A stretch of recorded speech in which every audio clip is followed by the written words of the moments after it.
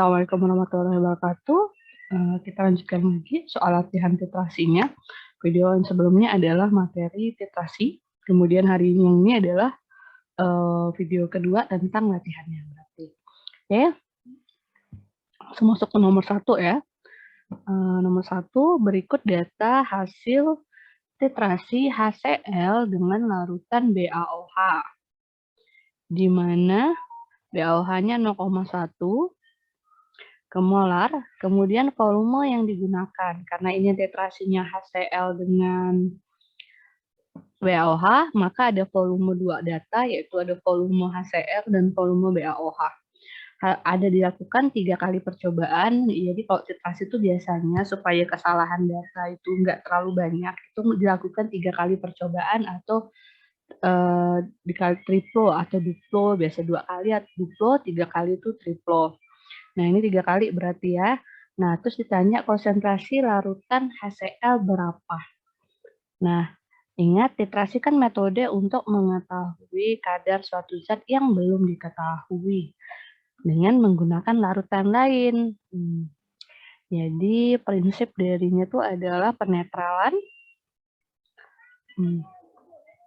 Prinsip dari titrasi itu sendiri itu adalah penetralan. Nah, penetralan berarti di mana mol asam, mol dari asam sama dengan mol dari basa. Berarti kalau kita masukkan rumus, berarti valensi dikali M1 dikali V1 sama dengan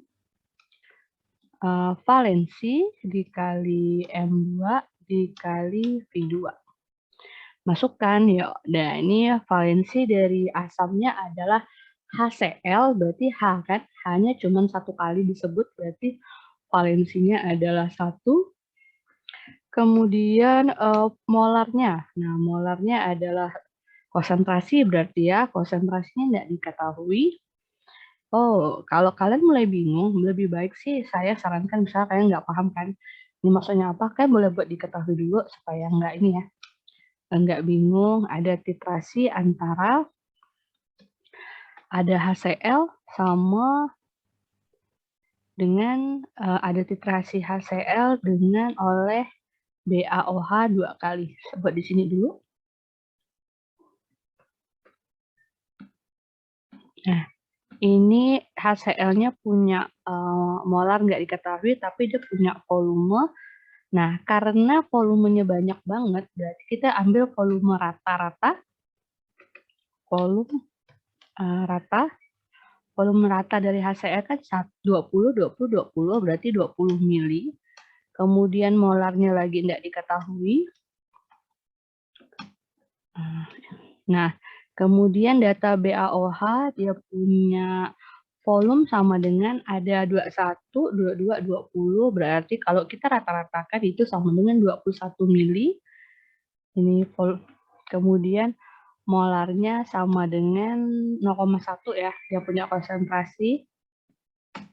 Nah, ini baru masukkan HCl-nya asam, valensinya 1, jadi ngelihat valensi itu dari H, kemudian molarnya nggak diketahui, lagi dicari, kemudian volume HCl ternyata 20, 20, 20, berarti rata-ratanya 20, sama dengan masuk ke BaOH. BaOH itu basa yang OH-nya itu 2 kali, berarti valensinya 2 dikali M2, molarnya adalah 0,1, volumenya adalah 21 setelah dirata-ratakan 21, 20, 22, 20, berarti ini 21 juga. Masukkan M1 sama dengan dicoret, yang bisa kita coret 20 sama 2 boleh dicoret. Masing-masing dibagi, ini set, ini sama dengan 10 ya. Berarti M1-nya sama dengan 2,1 dibagi 10 pindah ke sebelah kanan, berarti jadi bagi, berarti 0,021 molar. Nah, jadi jawabannya adalah C. Jadi rumus titrasi itu kalau yang dasar tuh sebenarnya mudah, cuman kalian harus perhatikan valensi dari OH-nya. Sama valensi dari H, itu bisa bikin bingung. Kemudian soal nomor 2. Jadi saya tuh ngambilnya dari soal beberapa ujian beberapa tahun yang lalu ya. Jadi ini bisa dilihat bagaimana perkembangan soal titrasi itu dari tahun ke tahun. Nah, ini nomor 2, ada gelas beker berisi 100 ml larutan H2SO4. Kemudian diambil sebanyak 10 ml dan dimasukkan ke dalam labu Erlenmeyer untuk dititrasi ya. Kemudian asam sulfat tersebut dititrasilah dengan NaOH 0,2 molar. Percobaannya dilakukan sebanyak 3 kali dengan data sebagai berikut. Nah, H2SO4 3 kali itu volumenya 10, 10, 10, kemudian NaOH 20, 22, 18. Pertanyaannya, berapa massa H2SO4 yang larut dalam 100 ml larutannya? Jadi, kalau dari panjang-panjang seperti ini lebih enak sih kita buat diketahui dulu. Nah, diketahui ada larutan dari H2SO4. H2SO4 itu dia punya volume sama dengan 100 ml. Kemudian larutan tersebut baru dititrasi, jadi baru diambil. Ini nih dia diambil, jadi nggak semuanya dititrasi. Nah, ini misalnya diambil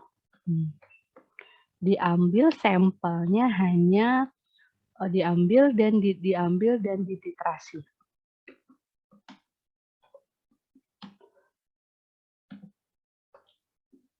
Nah, lihat volume dari H2SO4 yang dititrasi adalah, saya copy aja ya, volume H2SO4-nya yang dititrasi adalah diambil sebanyak 10 ml. Berarti diambil nih 10 ml. Kemudian dimasukkan ke dalam labu Erlenmeyer. Dititrasi oleh, nah ini dia dititrasi oleh, sama siapa olehnya? Sama NaOH. Nah, NaOH dia punya volume rata-ratanya adalah 20, 22, 18, berarti rata-ratanya 20 ya. 20 mili. Kalau kalian bingung ini volumenya dapat dari mana, Bu? Berarti volumenya volume rata-rata, jangan lupa. Kemudian masuk ke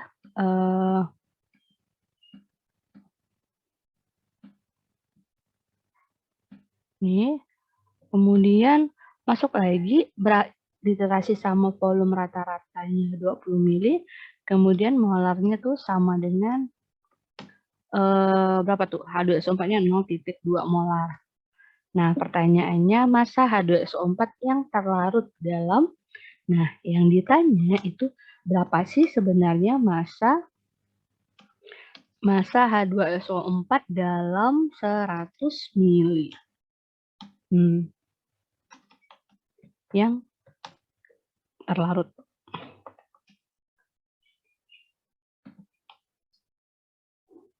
Massa yang ditanya adalah massa H2SO4. Jadi pertanyaannya berapakah massa H2SO4 yang terlarut dalam 100 mili. Jadi ini agak berbeda dengan yang pertama. Kalau yang pertama kan volume zat yang dititrasinya itu langsung itu yang dipakai. Kalau di soal ini dia tuh total sebenarnya 100, tapi dititrasinya cuma 10 mili. Jadi ini diambil sampel. Sebenarnya titrasi menggunakan sampel ini sering sekali digunakan. Jadi misalnya itu tuh tujuannya yang pertama, kita tuh bisa menghemat jumlah bahan yang bakal kita gunakan. Jadi kita tuh menggunakan teknik sampel. Misal nih, kalian mau mengetahui kadar pencemaran suatu sungai misalnya. Dicurigai misalnya sungai tersebut mengandung merkuri. Nah, kalau kita mau titrasi untuk mengambil kadar, berapa sih kadar sungai tersebut, kan kita tidak mungkin tuh mengambil seluruh air sungai untuk dititrasi. Pertama mubazir air sungainya, kedua pasti bahan kimia untuk dititrasinya juga bakal banyak. Makanya itu menggunakan teknik sampling. Diambil beberapa mili sampel, dititrasi, baru dikonversi dengan jumlah yang sebenarnya. Jadi seperti itu. Kayak gini, dia 100 mili, kemudian diambil 10 mili, itu tuh kayak kita ngambil teknik sampling. Jadi apa yang kita harus lakukan ketika mengalami teknik sampling seperti ini? Maka kayak biasa, kita lakukan dulu rumus titrasi, ambil yang paling mudah dulu di depan kita, yaitu valensi dikali M1 dikali V1 sama dengan valensi dikali M2 dikali V2. Oke, masukkan. Valensi saya M1-nya asam ya. Ini adalah H2SO4. Valensinya adalah 2 di sini karena H-nya tuh berbentuk 2. Kemudian M1-nya itu adalah berapa? M1 dari H2SO4 nggak diketahui. Kemudian volumenya adalah 10 mili. Saya ambil yang sampling ya, karena dia yang digunakan untuk titrasi. Kemudian NaOH-nya tuh 1, M2-nya kemudian 0,2. Lihat data, makanya data ini penting banget nih. Kok kita mulai bingung-bingung pakai yang mana, mending kita buat diketahui. Itu kali kemudian volumenya sama dengan 20. Masukkan yang kita bisa bagi, coret ini 20, ini juga 20, kita dapat kalau molarnya adalah molar itu sama dengan 0,2 molar. Nah, berarti molar dari H2SO4 di dalam 10 mili itu adalah 0,2. Nah, pertanyaannya adalah bukan molar, yang ditanya adalah gram. Maka boleh nih langsung kita pakai mana, ingat-ingat rumus molar mana yang ada gram-gramnya. Nah, berarti langsung apa ya, molar sama dengan gram per mr per mr, gram per mr, kemudian gram per mr, sini, kemudian dikali, ini dikali 1000 per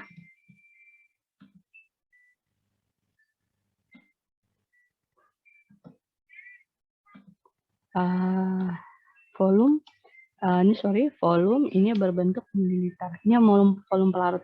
Masukkan. Nah, alhamdulillah molarnya sama dengan 0,2, berarti gramnya sama dengan berapa gramnya? Gramnya lagi dicari. MR dari H2SO4 adalah 98.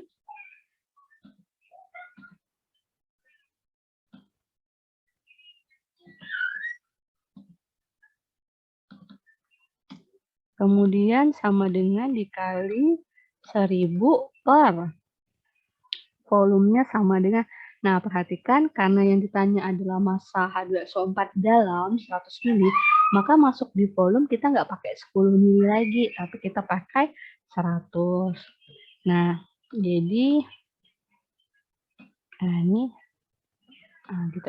Oke, baru kita masukkan. Apa yang bisa dicoret, dicoret. Ini habis berarti sisa 10. Berarti 9,8 dikali, masukkan 0,2. 0,2 dikali 98, karena ini bagi, di sini pindah ruas, kemudian ini kan kali, sama dengan 10 gram. Nah, baru 0,2 dikali 98, baru dibagi 10, silahkan boleh dihitung.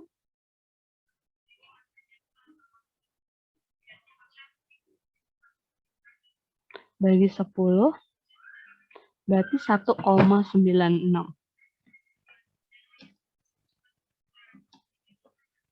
Nah, kayak gitu. Berarti jawabannya A.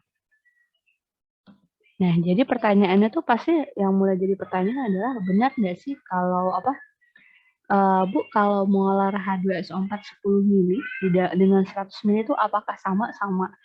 Jadi molar itu kadar konsentrasi zat. Atau kalau kalian susah ngebayangin itu konsentrasi itu kayak rasa dari sebuah teh. Jadi kayak konsentrasi teh rasa kadar manisnya gitu. Jadi misalnya ada suatu tempat air dengan kadar kemanisannya misalnya 100 gitu kan. Pas kita tuangkan ke dalam gelas yang lebih kecil, apakah kita tuang ini ke sini. Apakah bakalan berubah rasanya pas kita minum dengan tempat besar dan tempat kecil rasanya? Enggak kan? Jadi konsentrasi itu sama kayak rasa dari suatu teh gitu. Kalau di dalam 100 sama di dalam 10 tuh sama aja. Makanya saya menggunakan molar yang sama untuk mencari gram di dalam 100 mili. Ini seperti itu. Lanjut, soal nomor 3. Nah, perhatikan dengan data titrasi asam berikut, ada H2SO4 sama NaOH titrasinya. Dia melakukan triplo, berarti 3 kali percobaan, ada 20, 20, 20. Kemudian ada NaOH 0,4, 24, 23, 24.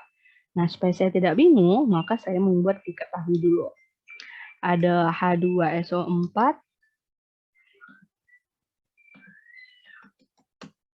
H2SO4, kemudian ada dia punya apa tuh?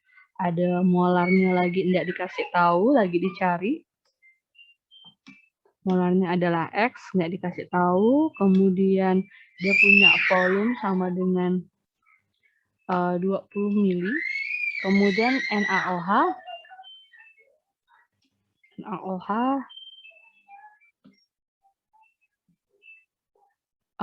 dia punya molarnya sama dengan 0,4.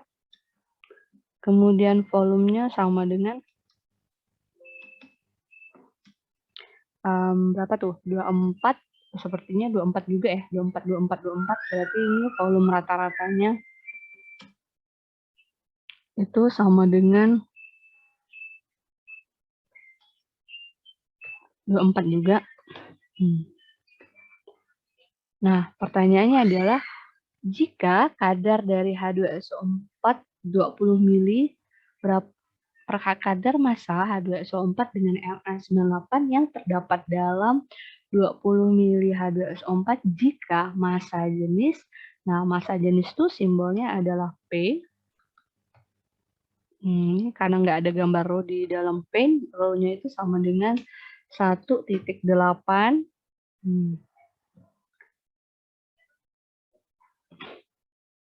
Nah, pertanyaannya adalah berapakah kadarnya? Yang ditanya tuh dalam bentuk persen ya. Nah, ini kemarin udah saya bahas di video materi. Gimana hubungan kadar sama molar dalam titrasi itu adalah molar sama dengan rho kali 10 kali persen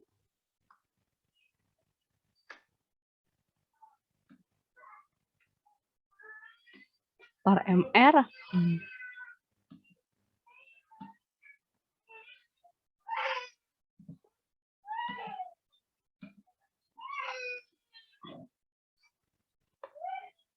Nah, gitu. Nah, jadi kita masukkan nih rumusnya. Nah, masalahnya kita tahu nggak sih kadar dari H2SO4 itu sendiri molarnya, kan kita mau cari persen tuh. Dari rumus ini terlihat kalau kita perlu molar buat tahu persen. Nah, dapat dari mana molarnya? Dapat dari kondisi titrasi. Jadi kita titrasi dulu, yaitu saya ulangi ya tadi, valensi M1 kali V1 sama dengan valensi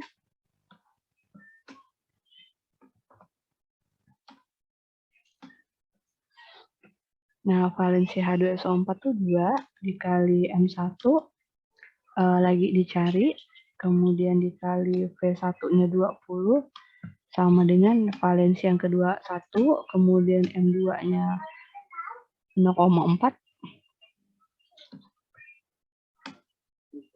volumenya 24. Nah, yuk masukkan. Silakan dihitung, mana yang bisa dihitung. Ini bisa dicoret ya. Kok saya lebih suka nyoret nih. Dua sini coret. Ini berarti sisa 12. Berarti M1-nya sama dengan sisa apa? 0,4 dikali 12 dibagi 20. Sama dengan 0,24 molar. 24 molar. Kemudian baru masukkan ke rumus ini. Ya, masukkan. Berarti karena kita nyari kadar ya, berarti 0,24 sama dengan rho-nya adalah 1,8 dikali 10 dikali persen, lagi dicari. Nah, ini ya, lagi dicari persennya. Kemudian per MR. Dari di sini dari kasih tahu kalau H2SO4 MR-nya 98. Bu, kok nggak pakai MR dari NaOH? Karena ingat yang ditanya adalah kadar dari H2SO4. Ya, ingat.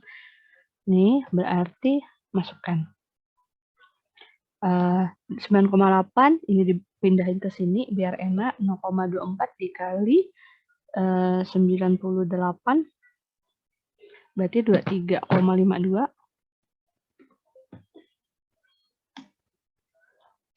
sama dengan 1,8 kali 10 itu 18 persen. Nah, ini dikali persen ya, lagi dicari.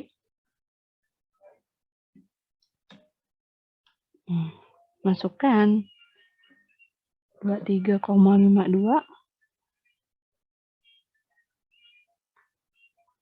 dibagi 18 berarti 1,3%.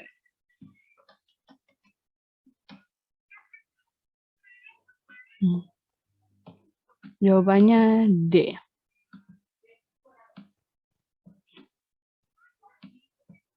Oke, kemudian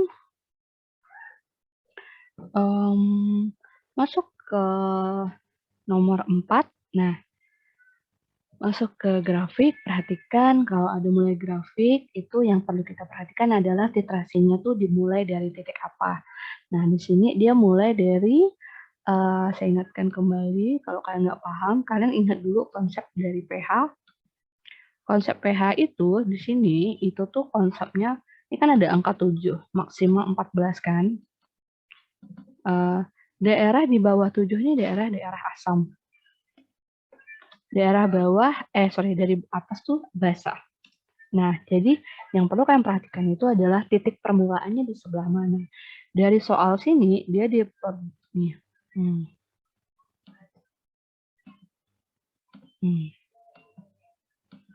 Nah, ini. Nah, berarti dia titrasinya, titrasi siapa? Titrasi oleh, karena dia mulainya dari basah, berarti titrasi basah. Namun kita belum tahu ya, basah kuat atau basah lemah, buat dulu garis. Oleh, nah dia ketarik ke bawah, berarti oleh asam. Nah, buat menentukan siapa kuat dan siapa lemahnya, maka kalian kembali ke titik ekivalen. Titik ekivalennya adalah 5,8 menandakan titik ekivalen daerah asam.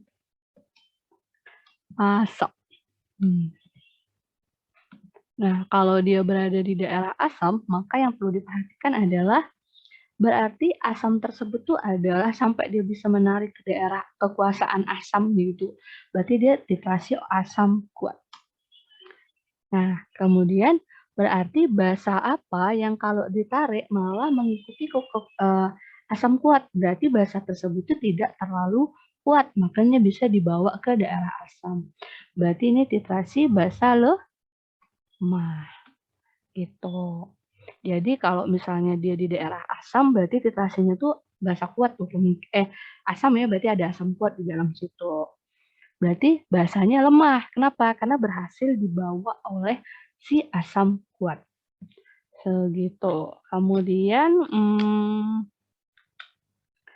ada nggak jawabannya? Titrasi basa lemah.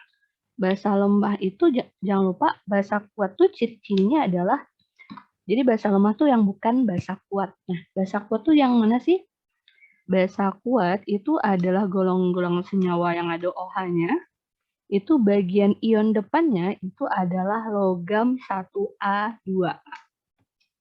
Logam bagian depan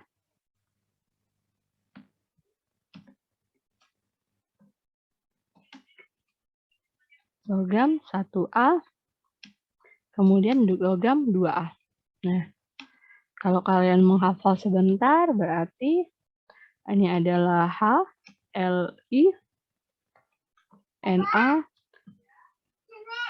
terus Haji, Lili, nih kereta, mau Rb, CS, Fr. Kemudian 2A, beli, mangga, cari, stroberi, bawa, rantau. Ra. Nah, ini yang harus kalian perhatikan, pengecualian dari logam atau bahasa kuat tuh ini enggak masuk ini. Ini enggak masuk kategori ya. Nah, nih, yang merah ini enggak masuk. Berarti dia kan harus bahasa lemah ya, enggak boleh bahasa kuat. Jadi bahasa lemah tuh yang selain dari bahasa kuat ini. Nah, karena pencarian kita adalah bahasa lemah, ayo KOH, K depannya. K ini termasuk golongan bahasa kuat, jadi bukan. Kemudian CH3NH3, misalnya kita nggak tahu, skip dulu. NH4OH sama NaOH, mana yang kuat, berarti kita delete. Ini Na ya depannya, Na, perhatikan. Oh ini juga kuat, Bu, bukan. Nah, antara C sama D, jadi kalau bahasa lemah itu banyak banget senyawanya, kalau kita napa juga nggak apa-apa, ini bisa dipakai eliminasi, tapi dia dititrasi oleh seorang asam kuat, C atau D. Titrasi CH3NH3 atau dengan NH4OH dengan HCl atau CH3COH. Ceklah siapa asam kuat. Nah, asam kuat itu cuma ada 7, jangan lupa.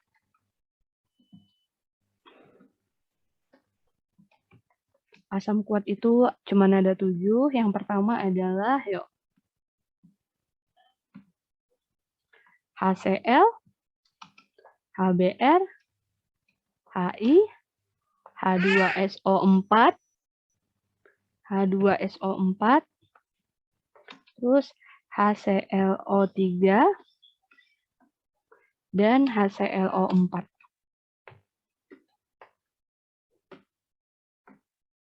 4, dan terakhir adalah HNO3. Nah, cek mana yang merupakan asam kuat di antara ini, HCl atau CH3. Berarti HCl ya. Ini ya. Berarti jawabannya adalah C. Nah, oke. Kemudian metil jingga, pH-nya tuh berada di 5,8. Berarti ketika 5,8 warnanya tuh akan jelas menjadi berubah warna menggunakan metil jingga nih. Itu. Oke, lanjut ke soal berikutnya. Nomor 5, pada label asam cuka perdagangan. Ini adalah salah satu soal yang sering keluar kalau kalian lagi praktikum.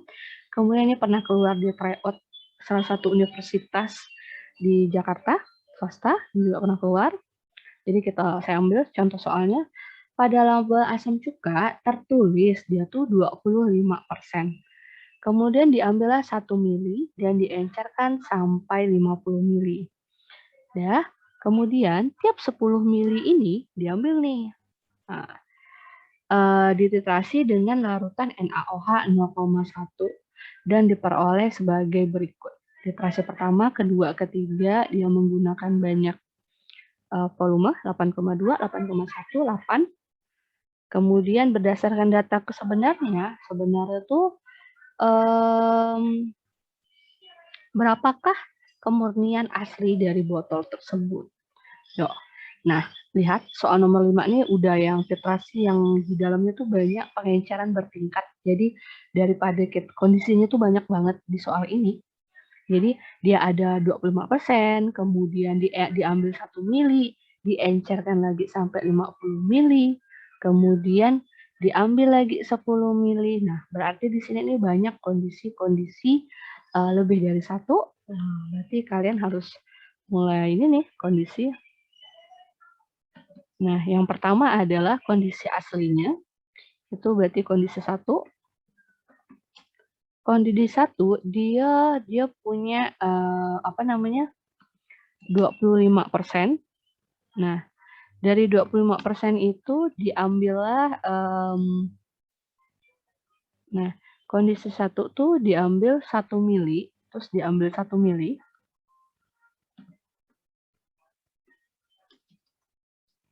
Diambil 1 mili.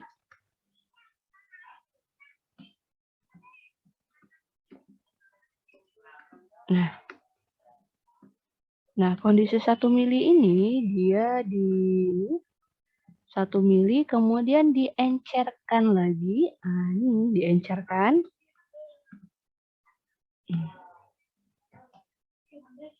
Diencerkan menjadi kondisi 2. Diencerkan berarti molar satunya lagi tidak diketahui, tapi volume pertamanya diambil tadi berapa? 1 mili. Kemudian dia diencerkan menjadi, ini saya salah buat kotak, ini kecil banget nih. Diencerkan menjadi, ini saya buat dulu ya.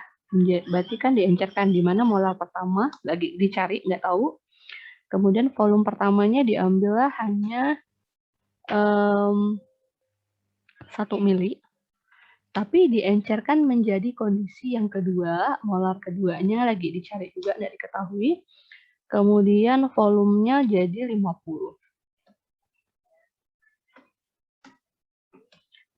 mili. Nah, ini kondisi 2.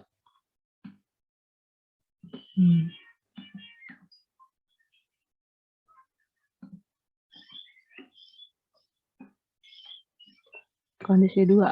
Kemudian dari kondisi 2 ini diambil lagi untuk diencerkan. Kemudian diambil nih, baru dititrasi.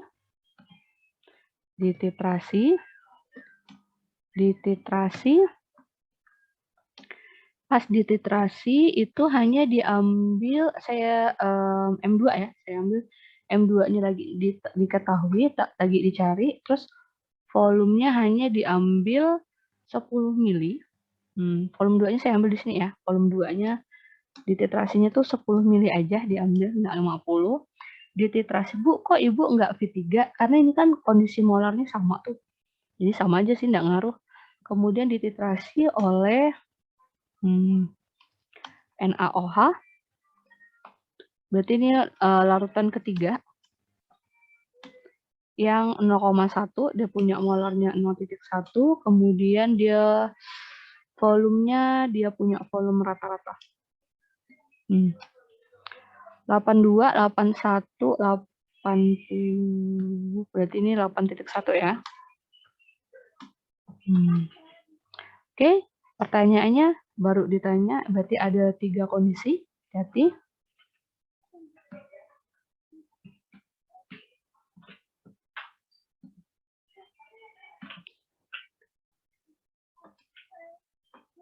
Persen dari persen kemurnian.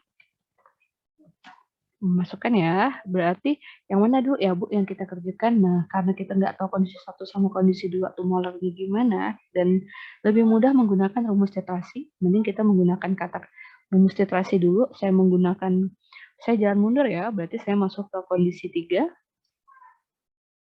Masukkan. Kondisi 3 itu berarti titrasi masuk M2 ya, M2 dikali V2.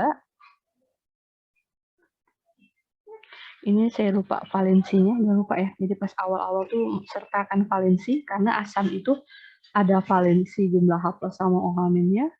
Kemudian masukkan sama dengan valensi.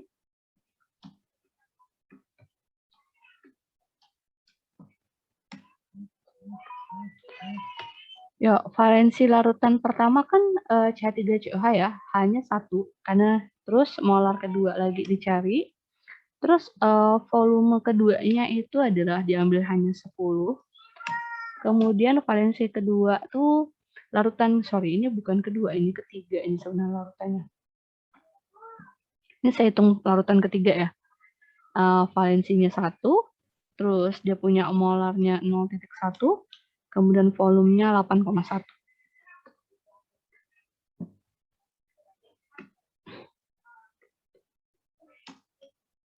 Masukkan, berarti molar yang ternyata larutan kedua, molarnya itu adalah, masukkan,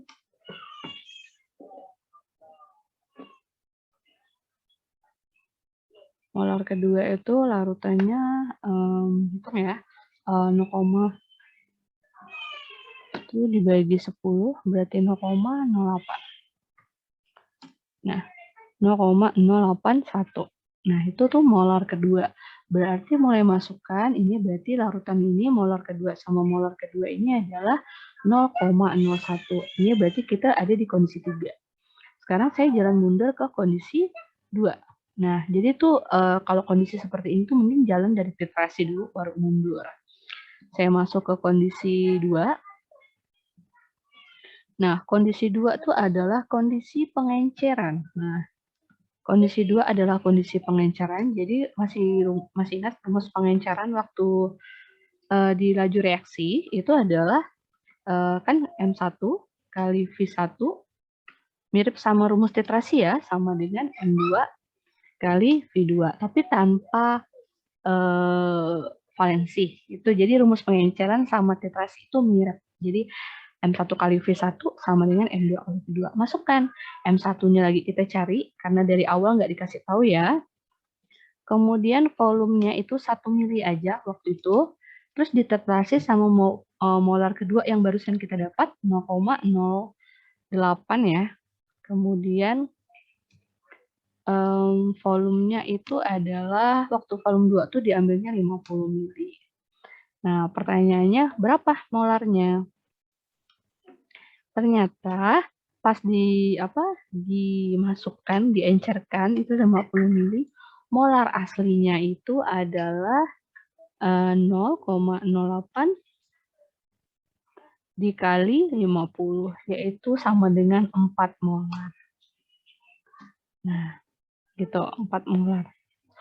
Oke, kita dapat nih, oh ini ternyata nih 4 molar, dapat di kondisi 2. Kemudian barulah kita masuk ke kondisi 1. Dan kondisi 1 tuh ternyata dia punya rho 20, rho-nya 1,06. Nah, pertanyaannya kalau di cukanya tuh 25%, berarti benar nggak sih kalau rho-nya 1,06, itu tuh persennya 25%.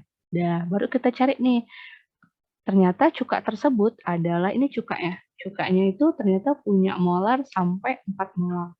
Baru kita carilah, benar nggak sih kadar persen dari cuka tersebut. Nah, cari kadar cuka,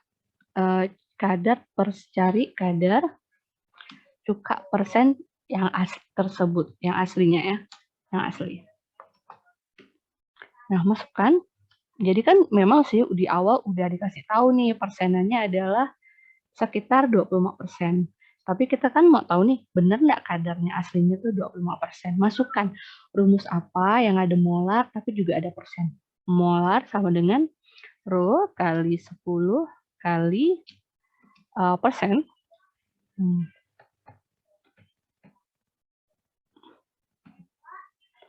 Per mr.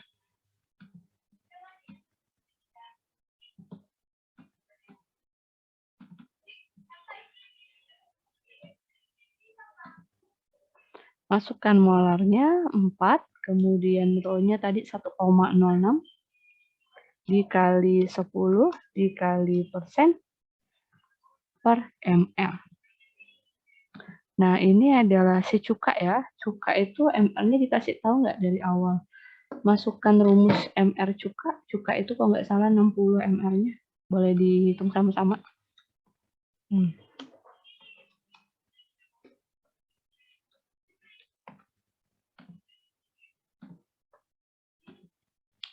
Masukkan 12, C itu 1 butir itu 12 ditambah, H1, H itu 1 tapi ada 3, kemudian ditambah lagi 12 punya C, kemudian ada O 16, karena ada 2 berarti 16 kali 2, tambah 1.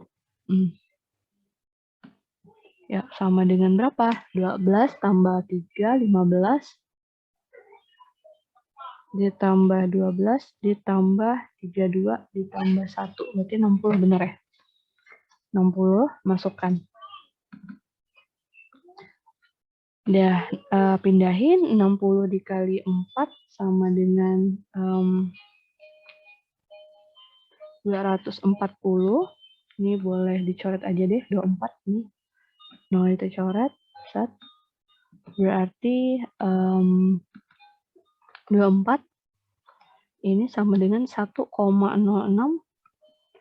dikali persen.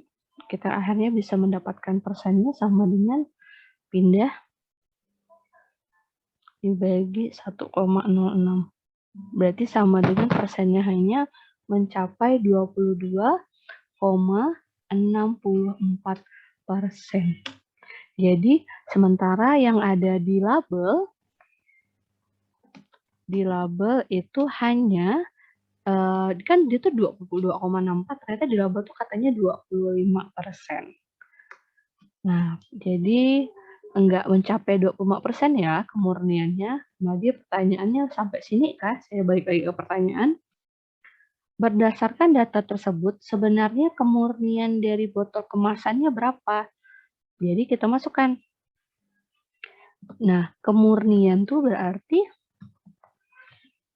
ini sampai sini kah kemurnian? Kemurniannya 22%. Bisa jadi ini, tapi sebentar.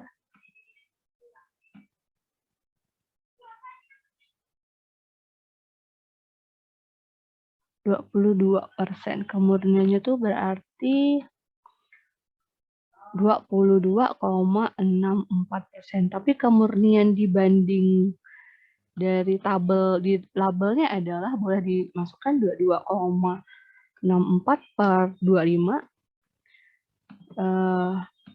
Selisih aslinya ya, kemurnian aslinya tuh dikali 100%, maka kita akan mendapatkan 22,64 dibagi 25. 90,5%.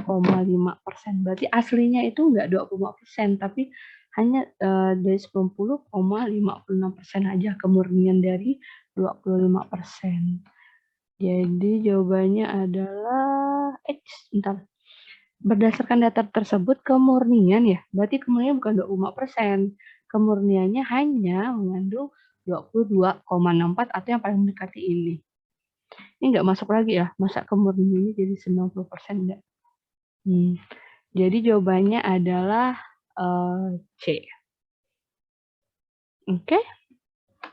Begitu masuk. Jadi literasi itu ada beberapa soal yang simpel, tapi ada juga masuk ke aplikasi, dia bakal lebih lebih banyak complicated gitu. Tapi latihan terus pasti insya Allah bisa. Saya akhiri pertemuan literasinya ya. Belajar lagi, kalau belum paham boleh dicek di catatan yang literasi sebelumnya. Saya akhiri. Wassalamualaikum warahmatullahi wabarakatuh.